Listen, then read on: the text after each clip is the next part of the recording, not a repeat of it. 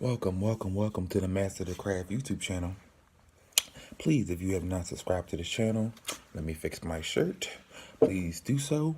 And if you can, and if you will, and if you may, please leave a like under this video. I gladly appreciate it.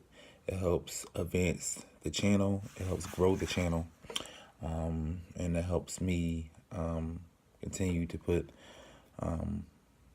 more videos out, more content for you guys. So I appreciate it. Know we're starting off small. I don't have my old YouTube channel no more, the big one, but we're gonna start all over again. Sometimes you gotta hit the reset button on not just in life, but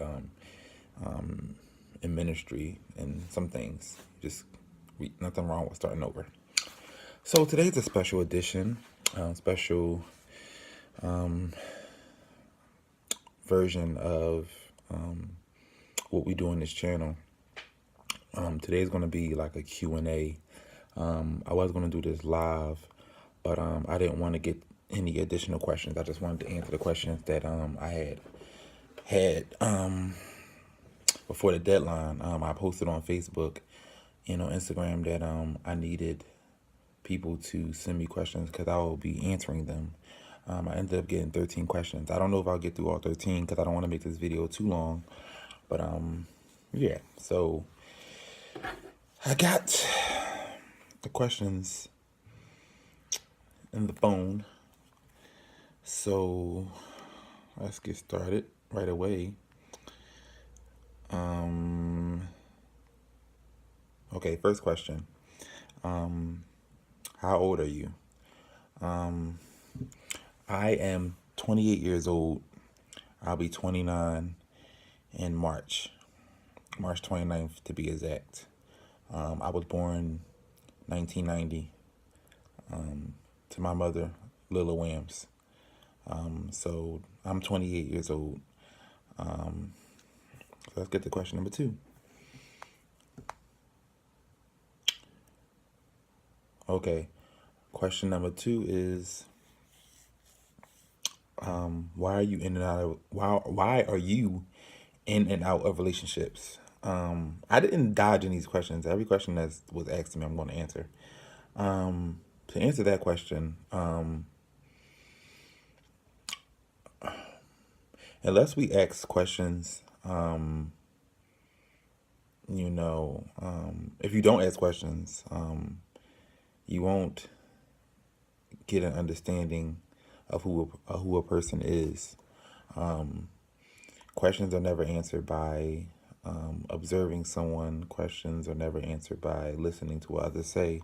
Questions are answered about going directly to the source and asking that person. So it's very important that we ask questions, because a lot of us in life, we run around with these assumptions of people that more times than not are very inaccurate. But when you ask questions, you get a little bit further. Even though a person can easily lie to you, you still get some type of response from that person. It's always better to do things that way.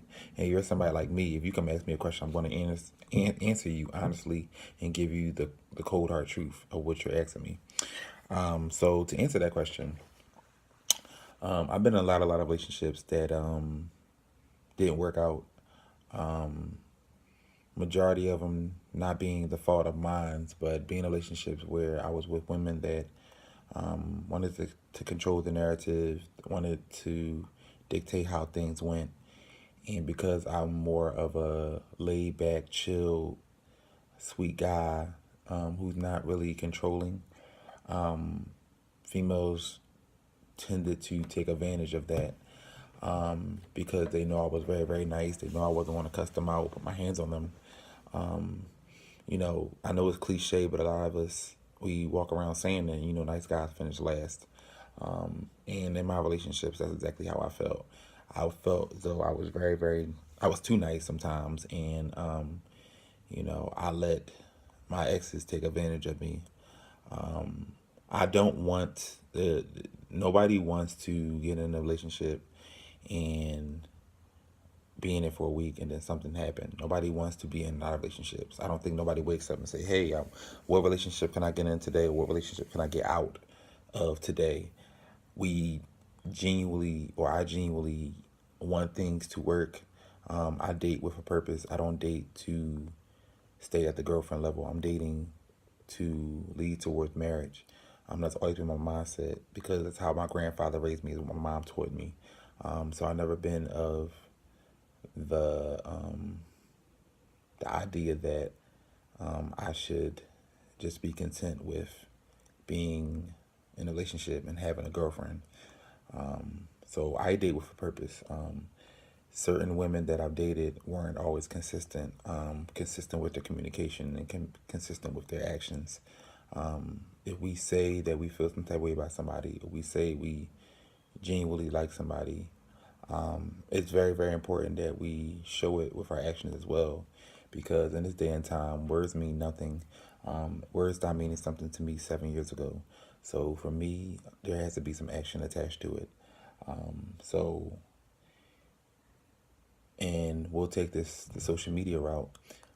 When I'm in a relationship, when I'm in an actual real relationship, you guys will know. I haven't posted no picture of me and a female in a minute since my last relationship. I haven't posted no picture with no female, with me in the picture. I'm not just talking about pictures of them by themselves, their own pictures that they take for themselves. I'm talking about pictures or videos with me in it where I'm physically near them. The last couple years has been nothing but talking and dating people. It's never been a real full-fledged relationship where dates and spending time is happening and any future planning is going on. Some things are just courting or dating, whatever you want to talk, or talking, or whatever you want to call it. So yeah, I mean, I'm not in and out of anything. This is the relationship I'm in now is the first real relationship I've had since I was with my best friend, Essence. The first real relationship, and that was like 3 years ago. So yeah, that answers that question. I'm not in and out of anything. It's just important that we ask questions. Just ask questions, because I would have gladly told you I haven't been in and out of anything. So let's get to the next question. I think I'll probably do like 5 or 6. I don't know. We'll see.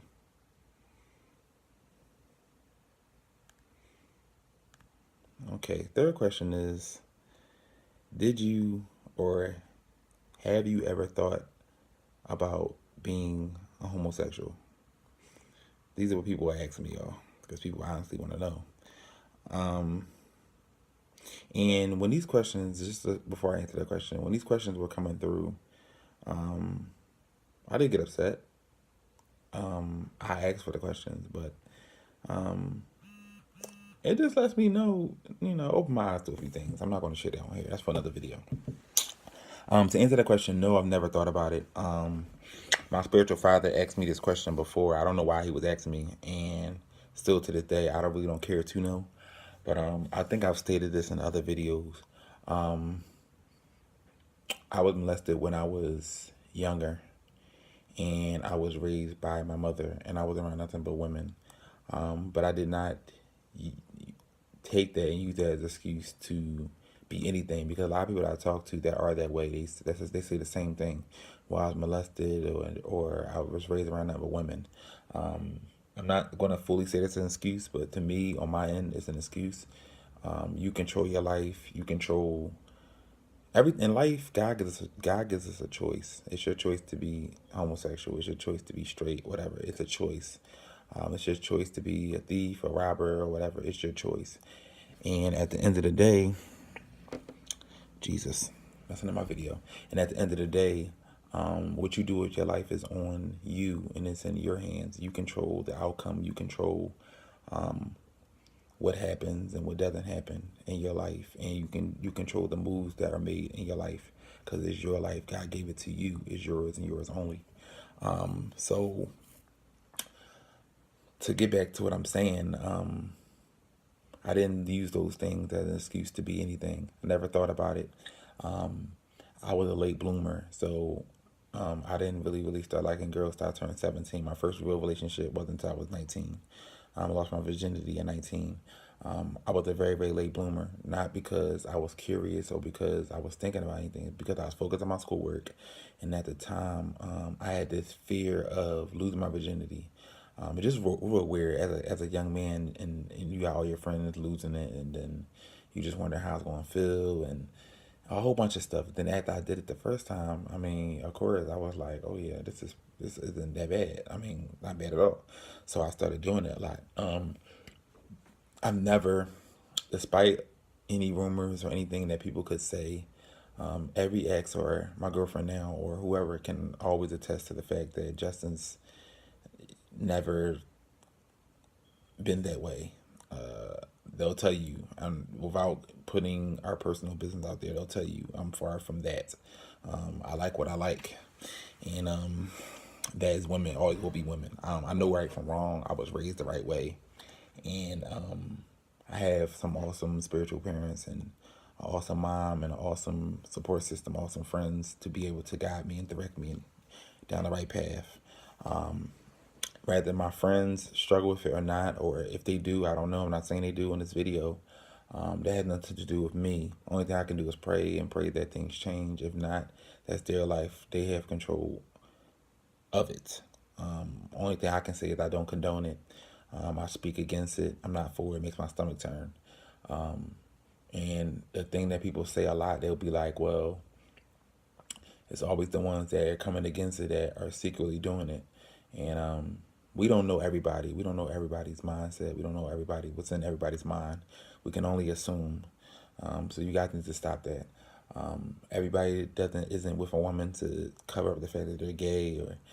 And the thing about it is, and I said this before to somebody, knowing how I am and knowing what the cloth I'm cut from, if I was or if I ever entertained it, I will let you guys know, and I will be unapologetically homosexual, and I'll be posting pictures of gay stuff, and I'll be doing stuff, and I would not care about what the saints, quote unquote, have to say about it. I would just do it.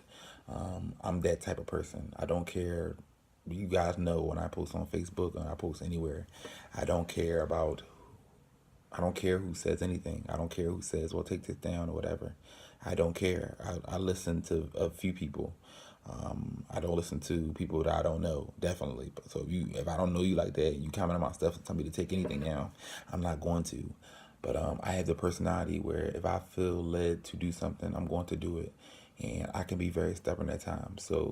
So I know for a fact if I ever entertained that, if I ever wanted that, I wouldn't be trying to hide it. You guys will know. Trust me. It'll be all over Facebook. It'll be all over Instagram or wherever else I'm on, whatever social media platform I'm on. You guys will know about it. So I need these questions to stop. It's the last time I'm answering this question. The last time I'm addressing this. No, the answer is no, and it always will be no. I love what I love, and I'm going to keep it, holy and PG for this channel. I don't really want to say what I love, but we already know where I'm going with this. Next question. Okay, the next one is how long have you been miming? I've been miming 19 years.